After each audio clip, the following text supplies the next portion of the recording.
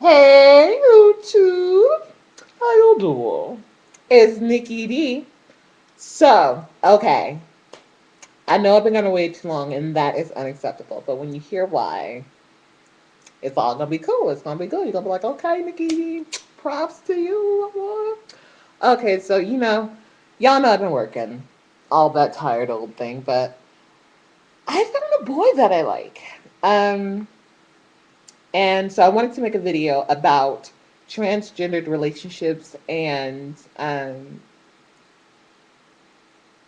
emotional availability and vulnerability, and the inability to be vulnerable. And I know that's a lot of words, but I promise you this is going to be a good video, so stay tuned. Okay, so I really like this guy. He's really cute, super smart, funny, attractive.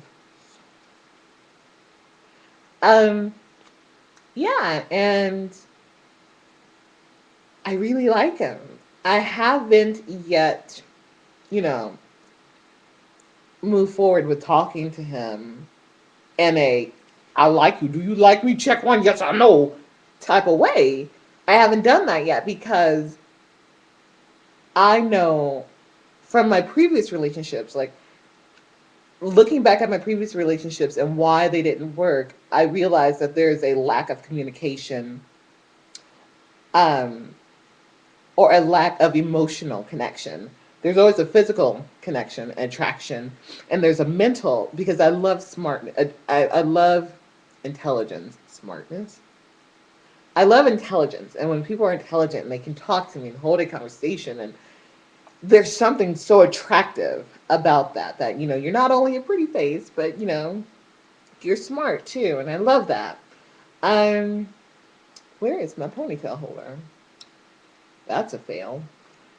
We're gonna hold it like this. But anyway, uh, yeah. So but there's always this disconnect emotionally, and I know that it's always starting with me and my inability to trust someone enough to be vulnerable, and yeah, whether it be telling them my tea or telling them anything really, like how I feel about something they did, or yelling at them, or getting angry. Like, I tend to be more passive than um than willing to share my mind. And when I say passive, I mean passive emotionally. Like, if you wanna get mad, then you get mad, and you know, I'm gonna withhold how I feel, because I feel like I can hold that till I find a better way to say it. If you have nothing nice to say, don't say anything at all, that type of deal. And that's not a good thing. That's a very bad thing. And if you're a young trans woman out there and you're dating a man and he gets mad and he gets up in your face and he starts yelling at you, talking about what he's mad about, you give it right back. That is Nikki D's personal advice. Because for me, I know part of it came from a fear that I'm trans, so I have to make up for it. And I think I do a lot of compensating for being trans. It's part of the reason I'm so successful. It's part of the reason that I have my own place. It's part of the reason I have a job. I have my own hair. I have boobs. I have a lot of stuff. I have nice clothes, nice shoes. Got swag. How you doing? I got a lot of stuff that a lot of you know people period don't have. Um, but I at one point in my time got it all to overcompensate for the fact that I was trans. And then on top of that, when men would come into a relationship with me and then they would get mad and want to talk about something or whatever, I would kind of just shut down. And that is something that I have not to this day got out of. And the reason being because when I get mad and when I do go there, I'll read you. I'll read you fast. And I'll read you fast and I won't care, and I'll tell you about yourself and what your mama should have did and how she should have had an abortion and da da da da da. Your mom should have swallowed and I don't give a fuck how you feel, blah blah blah blah blah. Um and just really go in. And having this fear that once I do, whomever I'm in a relationship with or whomever, I'm talking to will leave.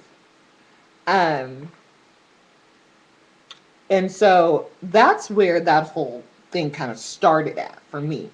And I know that being trans starts this whole vulnerability, unavailability, emotional unavailability in a lot of women. Some trans women can go out and date and date and date and date and date and get the heart broken 1,000 times and still come back and be able to nurture themselves and then go out and try it again.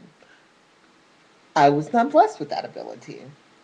I'm more of a, ooh, like, how dare you not see how awesome I am? I'm freaking amazing. Screw you. Like, you know what I mean? Like, I take things really personally. Um, so like yeah, and but I also noticed that a lot of trans women do it and in a variety of different ways, such as like some women um when they face some kind of vulnerable moment, they will shut down or they become control freaks and have to control a relationship or control aspects of this or that, or um, turn to self harm and self mutilation in various different ways that manifest themselves in various different ways. Um, so, for me, what I've been doing lately, it's been distracting me from my work. It's just really working myself up to that point where I can have a relationship either with this guy or if it doesn't work out with him with somebody else because it's something that's going to take me a lot further in life. Being able to find somebody that I can be intimate with, that I can have those intimate fights, those arguments, those I'm so angry right now moments and not feel like this person is going to leave. If I get mad, if I tell you how I feel, you're going to leave. Um, some loud ass neighbors. Anyway, yeah, and so that is what Nikki D has been up to. This boy, he's so cute. Oh my god. Anyway, anyway, I don't want to ramble. I hope that you can all identify after this video what it is about you that may be keeping you from being happy and having a lasting relationship, and then fix that. Identifying it is the first step to fixing it. This is Nikki D, and I hope in sharing my story today may help my other trans sisters of the team. All right, you guys.